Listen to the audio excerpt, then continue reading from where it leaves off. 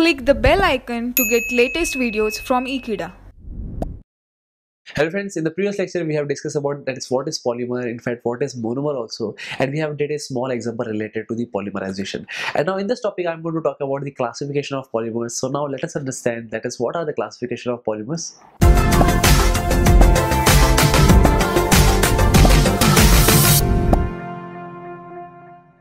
So now in this topic I am going to talk about the classification of polymers, but this classification of polymers are based on certain points, and those points are, that is, the first point is source.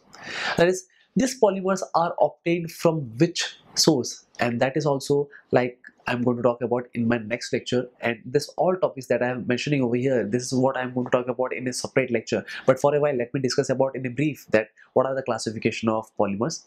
So talking about source, like it could be a natural process also from where we can obtain a polymer, or it could be a basically semi-synthetic process also, or it could be a synthetic process also from where we can obtain a polymer. So this is related to the source.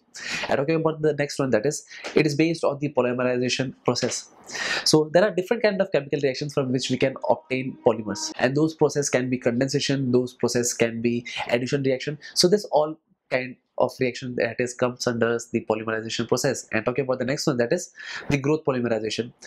The next is structure of polymers, like it would be linear also, it could be branched also, or it could be cross linkage polymers. So this is all I want to talk about the next one. And talking about the last one, that is, so depending on the molecular forces also, this polymers has been classified into this 5 groups, and this is what I'm going to talk about in my next lecture. And that's it. Thank you friends for watching this video. I hope you have understood this video very clearly, and I hope I will see you next time. Till then, don't forget to subscribe Ekeeda channel. Thank you so much.